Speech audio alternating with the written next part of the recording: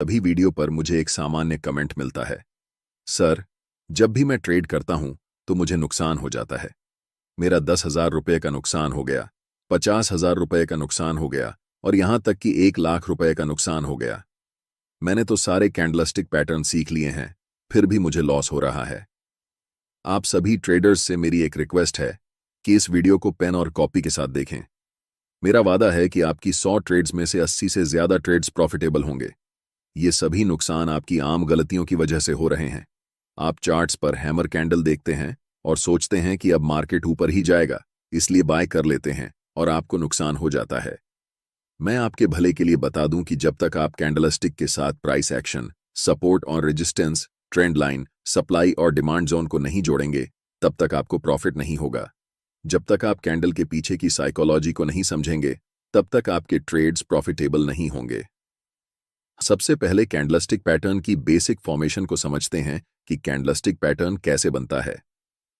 अगर आपने कभी गूगल पर किसी स्टॉक के बारे में सर्च किया है तो आपको एक ग्राफ दिखा होगा जिसे हम लाइन ग्राफ कहते हैं। यह लाइन ग्राफ हमेशा अधूरी जानकारी देता है, जिसके कारण हम कैंडलस्टिक पैटर्न का उपयोग करते हैं।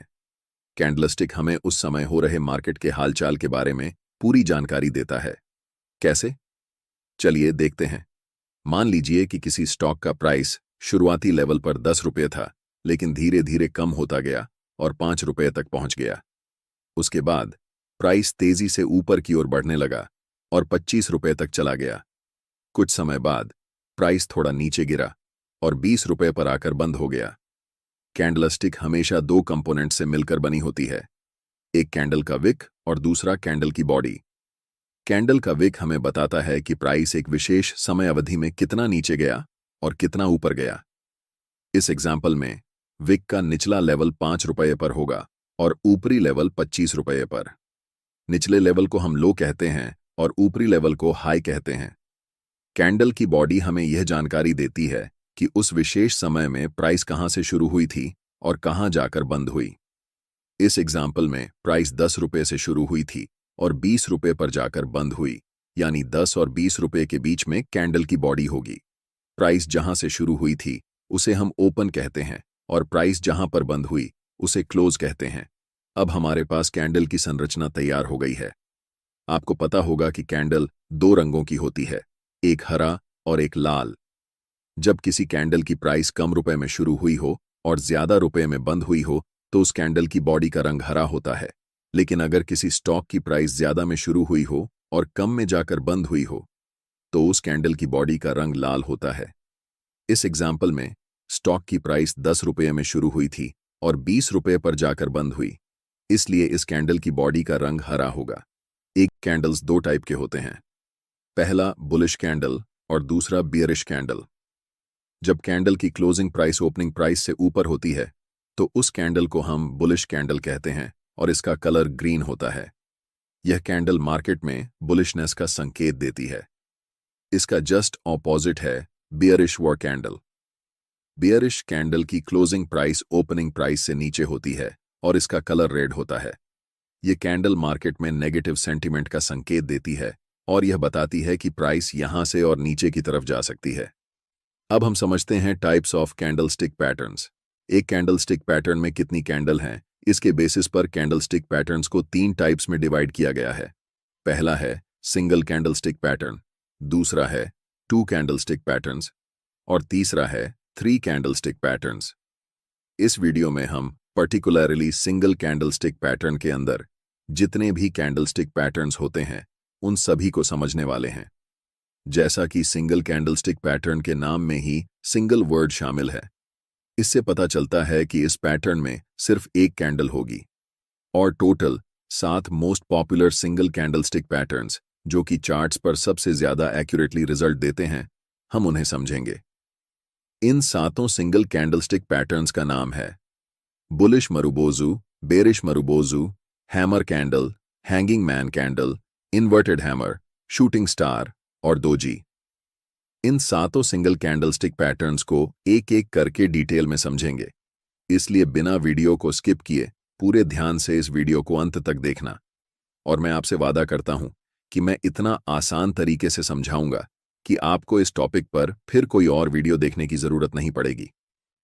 सबसे पहला सिंगल कैंडलस्टिक पैटर्न जिसके बारे में हम डिस्कस करेंगे वह है बुलिश मारुबोजू पैटर्न। जैसे कि हमने आपको बताया कि मारुबोजू कैंडलस्टिक पैटर्न एक सिंगल कैंडलस्टिक पैटर्न है। ये कैंडल एक लंबी ग्रीन बुलिश कैंडल होती है जिसमें विक ना के बराबर होता है।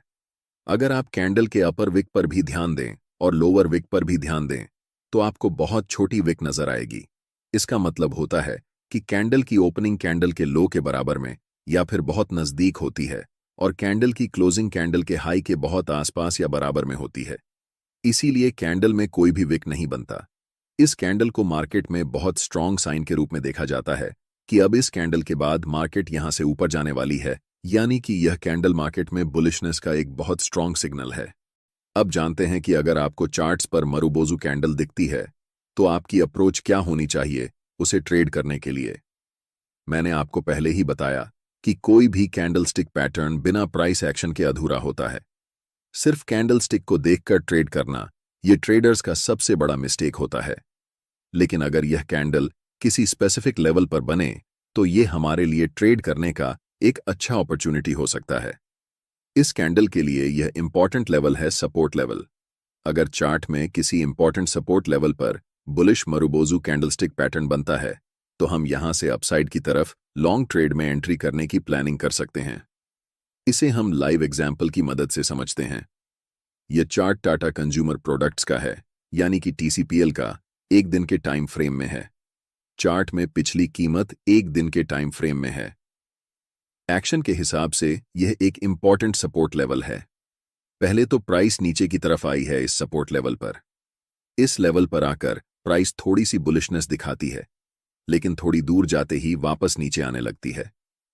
कुछ कैंडल्स बनने के बाद हमें चार्ट पर एक लंबी ग्रीन मारुबोजू कैंडल दिखती है। यह कैंडल चार्ट पर हमें बताती है कि अब मार्केट यहां से ऊपर की तरफ जाने वाली है। इस कैंडल के बनने के पीछे की कहानी यह है कि बायर्स और सेलर्स के बीच हुए फाइट्स में बायर्स स्ट्रांगली जीत चुके हैं। इस कैंडल को ट्रेड करने के लिए हमें कैंडल की क्लोजिंग के बाद कैंडल के हाई पर एक लाइन मार्क करनी है। नेक्स्ट कैंडल जब भी इस कैंडल के हाई को ब्रेक करेगी तब हम ट्रेड में बाय पोजीशन में एंटर करेंगे। हमारा stop loss bullish marubozu candle के लो पर होगा और टारगेट के लिए हम पहले रेजिस्टेंस लेवल पर प्रॉफिट बुक करेंगे। ध्यान रहे कि हम सिर्फ कैंडल स्टिक के बेसिस पर ट्रेड में एंट्री नहीं कर रहे हैं। हमें कैंडल स्टिक के साथ साथ इंपॉर्टेंट सपोर्ट लेवल भी दिख रहा है, इसीलिए हमने ट्रेड में एंटर किया। अब हम बात करते हैं बेयरिश मारुबोजू पैटर्न की। यह कैंडल एक लंबी रेड बेयरिश कैंडल होती है और इस कैंडल में कोई भी विक नहीं रहता है या फिर ना के बराबर होता है, यानी कि वह नेग्लिजिबल होता है। इस कैंडल की ओपनिंग कैंडल के हाई के बहुत पास या फिर बराबर में होती है और कैंडल की क्लोजिंग उसी कैंडल के लो के बहुत पास या फिर कैंडल के लो के बराबर में होती है। और यही कारण है कि इस कैंडल की विक दिखाई नहीं देती। इस कैंडल से हमें मार्केट की बेरिशनेस का पता चलता है। यह हमें एक संकेत देती है कि इस समय मार्केट में बायर्स कमजोर हैं और सेलर्स बहुत ज्यादा मजबूत हैं। अगर यह कैंडल किसी स्पेसिफिक लेवल पर बने, जैसे रेजिस्टेंस लेवल पर, तो यह हमारे लिए एक बेरिश ट्रेड की अपॉर्चुनिटी हो सकती है। यह कैंडल बेरिश मार्केट का सबसे स्ट्रॉन्ग सिग्नल होता है। ऐसे कैंडल को देखकर हमें मार्केट में अलर्ट होना चाहिए। हम इसे लाइव एग्जाम्पल के साथ समझते हैं। यह एक इंपॉर्टेंट रेजिस्टेंस लेवल है और यहां पर हमें एक स्ट्रॉन्ग बेरिश मारुबोजू कैंडल दिखती है। इस कैंडल को ट्रेड करने के लिए सिंपली हम इस कैंडल के लो पर एक लाइन मार्क करेंगे। अगली कैंडल जब भी इस कैंडल के लो को ब्रेक करके नीचे जाएगी तब हम सेल साइड एंट्री लेंगे। ट्रेड में हमारा स्टॉप लॉस इसी कैंडल के हाई पर होगा और टारगेट नियरेस्ट सपोर्ट लेवल पर। ध्यान रखें, सिर्फ कैंडलस्टिक को देखकर ट्रेड नहीं लेना चाहिए। जब तक आपको रेजिस्टेंस लेवल यहां पर नहीं दिखे तब तक आप ट्रेड में एंट्री करने की मत सोचें, क्योंकि रैंडम मारुबोजू कहीं पर भी बन सकता है। लेकिन अगर यह कैंडल किसी रेजिस्टेंस लेवल पर बने तो यह हमारे लिए एक हाई विन रेट वाली ट्रेड अपॉर्चुनिटी होती है। मोस्ट इंपॉर्टेंट कैंडल है हैमर कैंडलस्टिक पैटर्न। इस कैंडल की बॉडी की साइज बहुत छोटी होती है और अपर विक बहुत छोटी या फिर नहीं होती है, लेकिन लोअर विक की साइज बॉडी की कंपैरिजन में 2 से 3 गुना बड़ी होती है। यह कैंडल डाउन ट्रेंड के बाद बनती है और यह हमें संकेत देता है कि प्राइस अब यहां से ऊपर की तरफ जाने वाली है। इसलिए इस कैंडल को हम बुलिश रिवर्सल कैंडलस्टिक पैटर्न के अंदर रखते हैं, क्योंकि ये कैंडलस्टिक प्राइस चार्ट के बॉटम पर बनती है और यहां से प्राइस ऊपर की तरफ जाने के बहुत ज्यादा हाई चांसेस रहते हैं। इस कैंडल के बनने के पीछे की कहानी है कि ये कैंडल ओपन तो होती है अपर लेवल पर, लेकिन बेरिश सेंटिमेंट होने के कारण और सेलर्स का मजबूत होने के कारण प्राइस पहले नीचे जाती है, लेकिन उसी कैंडल में बहुत सारे बायर्स बड़े क्वांटिटी में एंटर करते हैं, जिस कारण कैंडल की क्लोजिंग जहां पर ओपन हुई थी उसी के आसपास होती है। ये कैंडल हमें बताती है कि सेलर्स और बायर्स के बीच हुई लड़ाई में सेलर्स हार चुके हैं और बायर्स अपना दबदबा बना चुके हैं। इस कैंडल का कलर रेड या फिर ग्रीन दोनों हो सकता है। कैंडल की क्लोजिंग अगर हाई के नजदीक है तो ये बुलिश कैंडल होगी, फिर चाहे उस कैंडल का कलर रेड हो या ग्रीन, इससे कोई फर्क नहीं पड़ता। अगर हम ग्रीन हैमर कैंडल और रेड हैमर कैंडल में कंपैरिजन करें तो green hammer candle red hammer candle से थोड़ा ज्यादा स्ट्रांग होता है, लेकिन इससे ज्यादा इंपॉर्टेंट है कि उस कैंडल की लोअर विक कितनी बड़ी है। लोअर विक जितनी लंबी होगी वह कैंडल उतना ज्यादा स्ट्रांग होगा। फिर से इस कैंडल को ट्रेड करने के लिए इंपॉर्टेंट सपोर्ट लेवल की बहुत जरूरत होगी। अगर यह कैंडल इंपॉर्टेंट सपोर्ट लेवल पर बने तो यह बाय पोजीशन में ट्रेड करने के लिए एक इंपॉर्टेंट अपॉर्चुनिटी होगी। हमारा स्टॉप लॉस हैमर कैंडल के लो पर होगा और पहला टारगेट नियरेस्ट रेजिस्टेंस लेवल होगा। अब आपको पता करना है कि कौन कौन से स्टॉक्स में हैमर कैंडल बन चुकी है। इसके लिए कैंडल स्टिक स्कैन में बुलिश रिवर्सल स्कैन पर क्लिक करना है। आपके सामने सबसे पहला ऑप्शन हैमर का आएगा, उस पर क्लिक करना है। यहां आपको पूरा स्टॉक की लिस्ट मिल जाएगी जहां पर हैमर कैंडल बन चुकी है। इन स्टॉक्स में ट्रेड करने के लिए अपना ब्रोकिंग ऐप खोलना है और वहां अगर हैमर कैंडल के साथ आपको कोई इंपॉर्टेंट सपोर्ट लेवल दिखे तभी आपको ट्रेड में एंट्री लेनी है।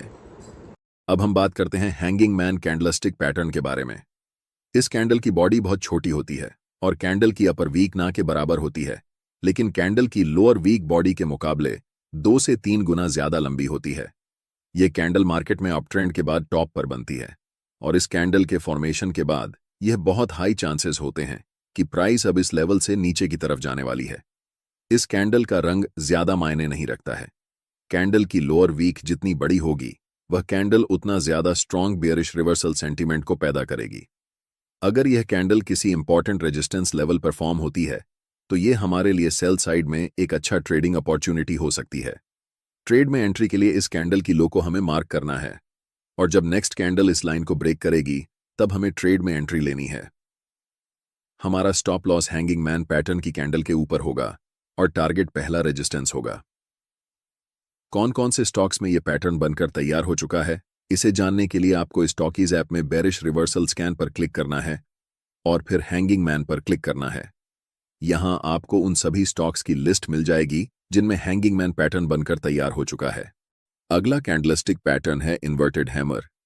यह पैटर्न भी बॉटम में बनता है और हमें मार्केट में ट्रेंड रिवर्सल का संकेत देता है। इसकी बॉडी छोटी होती है और ऊपर की तरफ लंबा वीक होता है। अगर यह कैंडल सपोर्ट लेवल पर बनती है तो यह हमें बाय करने का एक अच्छा अवसर दे सकती है। इस कैंडल को ट्रेड करने के लिए हमें इस कैंडल के हाई के ऊपर एक लाइन मार्क करनी होगी। जब अगली कैंडल इस लाइन को ब्रेक करेगी तो हम बाय की पोजीशन में एंट्री कर सकते हैं। हमारा स्टॉप लॉस कैंडल के लो पर होगा और टारगेट नियरेस्ट रेजिस्टेंस लेवल तक रहेगा। रिमेंबर, कैंडलस्टिक पैटर्न्स को हमेशा सपोर्ट और रेजिस्टेंस लेवल्स के साथ मिलाकर देखना चाहिए ताकि आपका ट्रेडिंग सेटअप और भी मजबूत हो सके। 6th नंबर पर हम शूटिंग स्टार कैंडलस्टिक पैटर्न के बारे में जानेंगे। पहले हम इस कैंडल की फॉर्मेशन को समझते हैं। यह कैंडल हैंगिंग मैन पैटर्न का जस्ट ऑपोजिट दिखता है। यह एक बेयरिश रिवर्सल कैंडलस्टिक पैटर्न है। इसका मतलब होता है कि पहले प्राइस अप ट्रेंड में रहती है, उसके बाद शूटिंग स्टार पैटर्न फॉर्म होती है और फिर प्राइस वहां से नीचे की तरफ आने लगती है। इस कैंडल की बॉडी बहुत छोटी होती है और अपर विक बॉडी के कंपैरिजन में लगभग 2 गुना या फिर उससे ज्यादा होती है। लोअर विक ना के बराबर होती है या बहुत छोटी होती है। इस कैंडल की जितनी बड़ी अपर विक होगी यह कैंडल उतना ज्यादा स्ट्रॉन्ग बेयरिश कैंडल होगा। कैंडल का कलर ज्यादा मैटर नहीं करता, सिर्फ मैटर करती है कि कैंडल की अपर विक कितनी लंबी है। इस कैंडल के बनने के पहले प्राइस अप ट्रेंड में रहती है, यानी कि बायर्स मजबूत रहते हैं, लेकिन यह कैंडल हमें बताती है कि बायर्स पहले तो स्ट्रांग थे, लेकिन सेलर्स ने मजबूती से बायर्स को हरा दिया और प्राइस को फिर से वापस जहां ओपन हुई थी वहीं पर क्लोज कर दिया। इस कैंडल में ट्रेड करने के लिए सबसे पहले यह कैंडल एक इंपॉर्टेंट रेजिस्टेंस लेवल पर होनी चाहिए। कैंडल के फॉर्मेशन के बाद अगर next candle shooting star candle की लो को ब्रेक करती है, तब हम ट्रेड में सेल साइड एंट्री लेंगे, जिसमें हमारा stop loss shooting star candle के ऊपर होगा और पहला टारगेट नियरेस्ट सपोर्ट लेवल होगा। उसके बाद हम ट्रेल करते जाएंगे। अंत में हम बात करते हैं seventh candlestick pattern, doji candlestick pattern के बारे में। बहुत सारे बिगिनर ट्रेडर्स को ये कैंडलस्टिक पैटर्न कॉम्प्लिकेटेड लगता है, लेकिन हम इसे बहुत आसानी से समझने वाले हैं, तो टेंशन लेने की कोई बात नहीं है। डोजी कैंडलस्टिक पैटर्न तब बनता है जब कैंडल की ओपनिंग और क्लोजिंग एक ही प्राइस लेवल पर हो जाए, मतलब प्राइस जहां से ओपन हुई थी वहीं जाकर क्लोज हुई। कैंडल की अपर विक और लोअर विक साइज में वेरी कर सकती है। ऐसा हमेशा नहीं होगा कि यह दोनों इक्वल होंगी। ये कैंडल हमें बताती है कि मार्केट में बायर्स और सेलर्स के बीच बराबर की ताकत है, मतलब बायर्स और सेलर्स न तो कोई हार रहा है और न ही कोई जीत रहा है, दोनों में बराबर ताकत है।